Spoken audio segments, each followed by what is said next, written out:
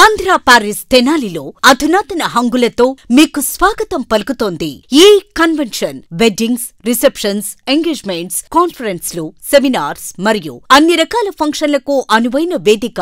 ఈ convention function hall AC, RTC bus stand out gate ఎదురు, Tenali. Cell number 7288566666. ప్రజా pharmacy అనే మందుల షాపు మన గౌరవ మంత్రివర్యులు నాదెండ్ల మనోహర్ గారి చేతుల మీదుగా ఓపెన్ అయిందండి. ఇదిగో ప్రతి సామాన్యుడికి అందుబాటు ధరలో నాణ్యమైన మందులు ఇచ్చేస్తున్నారండి. మరి ఆర్డర్ ప్రకారం ఎలాంటి మందులైనా తెప్పించేస్తున్నారండి. ప్రతిరోజు ఉదయం 7 గంటల నుండి రాత్రి 11:30 వరకు ఎప్పుడు తెరిచే ఉంచేస్తున్నారండి. ఇదిగో అల్లో గాంధీ చౌక్ లేదు, అక్కడ నెహ్రూ రోడ్లోనండి. ఇదిగో మర్చిపోండి, చాలా తక్కువ రేట్లకే నాణ్యమైన మందులు ఇచ్చేస్తున్నారు. ఉంటానండి మరి.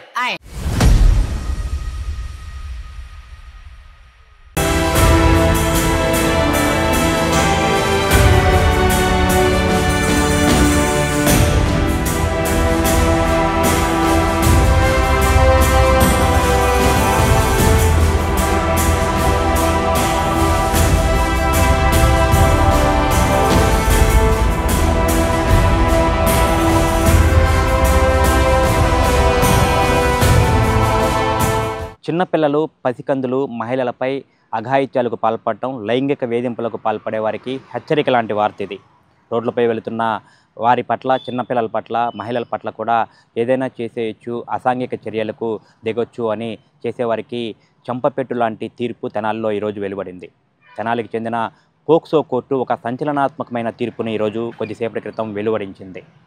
ఓ మైనర్ బాలికపై అత్యాచారం కేసులో నిందితుడికి 20 సంవత్సరాల జైలు శిక్ష విధిస్తూ తెనాలి పోక్సో కోర్టు న్యాయమూర్తి తీర్పు చెప్పారు.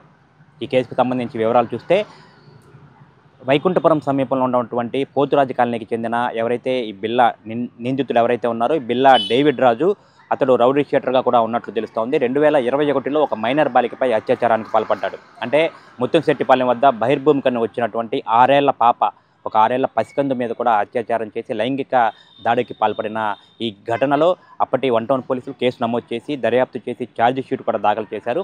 ఆ కేసు విచారణ కొనసాగుతూ కూడా ఈరోజు తీర్పుకి అయితే వచ్చిన పరిస్థితి ఉంది. ఈరోజు విచారణలో భాగంగా తెనాలి పోక్సో కోర్టు న్యాయమూర్తి ఎవరైతే ఉన్నారో, ఆ పోక్సో కోర్టు న్యాయమూర్తి ఈ కేసుకు సంబంధించి నేరం రుజువు కావడంతో ఆ నిందితుడికి 20 సంవత్సరాల జైలు శిక్ష విధిస్తూ కూడా సంచలనాత్మకమైనటువంటి తీర్పునైతే చెప్పారు.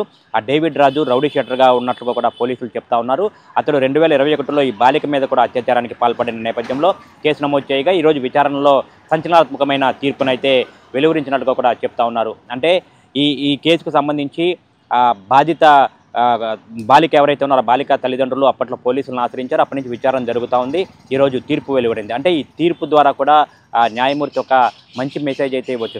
సాధారణంగా చూసుకుంటే కనుక లైఫ్ టైం శిక్ష పడుతూ ఉంటుంది. అంటే 14 ఏళ్ళు నేరాలకు సంబంధించి తీవ్రమైన శిక్షగా కూడా యావజ్జీవ కారాగార శిక్షకు కూడా చూస్తూ ఉంటాం. అయితే అంతకు మించి ఈ పోక్సో కేసులో నిందితుడికి 20 ఏళ్ల జైలు శిక్ష విధిస్తూ కూడా న్యాయమూర్తికి తీర్పు చెప్పారు. అంటే 20 సంవత్సరాల జైలు శిక్షతో పాటు 10,000 రూపాయల జరిమానా విధిస్తూ కూడా న్యాయమూర్తి తీర్పు చెప్పారు. ఆ 10,000 రూపాయల జరిమానా చెల్లించిన నేపథ్యంలో మరో 6 నెలలు ఎక్స్ట్రా జైలు శిక్ష అనుభవించాలని చెప్పిన కూడా న్యాయమూర్తి తీర్పులో వెలువరించినట్టుగా కూడా తెలుస్తూ ఉంది.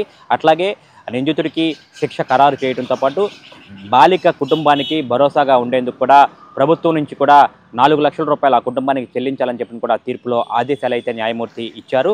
ఆ 4 లక్షల రూపాయల ఆ సహాయాన్ని కూడా, 4 లక్షల రూపాయల చెల్లింపును కూడా వెంటనే 30 రోజుల్లోపు కూడా ఈ బాలిక కుటుంబానికి ఈ 4 లక్షల రూపాయల పరిహారం చెల్లించాలని చెప్పి న్యాయమూర్తి ఈ తీర్పులో అయితే చెప్పినట్టుగా కూడా తెలుస్తూ ఉంది. అంటే పోక్సో కోర్టులో ఎంత కఠినమైనటువంటి శిక్షలు ఉంటాయో దీన్ని బట్టి అర్థం చేసుకోవచ్చు.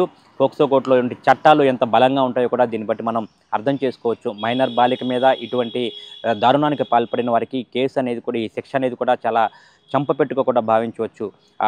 చట్టాలు ఎంత తీవ్రంగా ఉంటాయి, అందులో శిక్ష ఎంత తీవ్రతరంగా ఉంటుందనేది కూడా దీన్ని బట్టి మనం భావించవచ్చు. అందరికీ కూడా ఎవరైతే ఉన్నారో ఈ మహిళల మీద కానివ్వండి, ఇటు చిన్నపిల్లల మీద కానివ్వండి, ఇటు అమాయక బాలికల మీద కానివ్వండి, ఇటువంటి అఘాయిత్యాలకు పాల్పడే వారికి ఈ కేసు అనేది కూడా ఈ తీర్పు అనేది కూడా ఒక గుణపాఠంగా కూడా చెప్పుకోవచ్చు.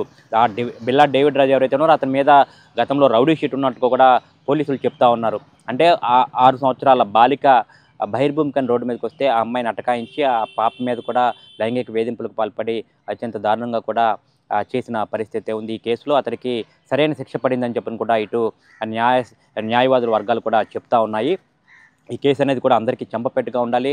మైనర్ బాలికలు కానివ్వండి, మహిళల మీద కానివ్వండి, ఇటువంటి అఘాయిత్యాలకు పాల్పడే వారికి చాలా జాగ్రత్తగా ఉండాలని చెప్తా ఉన్నారు. అంటే ఒక కేసు జరిగిన తర్వాత న్యాయస్థానాలు కానివ్వండి, చట్టాలు కానివ్వండి ఎంత తీవ్రంగా ఉంటాయి, ఎంత చక్కగా పనిచేస్తాయి, బాధిత కుటుంబానికి అండగా నిలుస్తాయి అనేది కూడా ఈ కేసుని ఒక ఉదాహరణగా చెప్పుకోవచ్చు. మొత్తం మీద ఈ కేసుకు సంబంధించి బాలికకు భరోసా కల్పిస్తూ న్యాయమూర్తి తీర్పు చెప్పడం కూడా, ఆర్థిక సాయం అందించాలి, పరిహారం అందించాలని చెప్పడం కూడా న్యాయమూర్తి తీర్పు చెప్పడం సర్వత్రా కూడా హర్షాతిరేకాలు అయితే ఈ కేసు నుంచి దీనిపై ప్రజల నుంచి కూడా వ్యక్తమవుతా ఉన్న పరిస్థితి. వీడియో జర్నలిస్ట్ సాయితో గోపిచంద్, ఎస్టీవీ తెనాలి.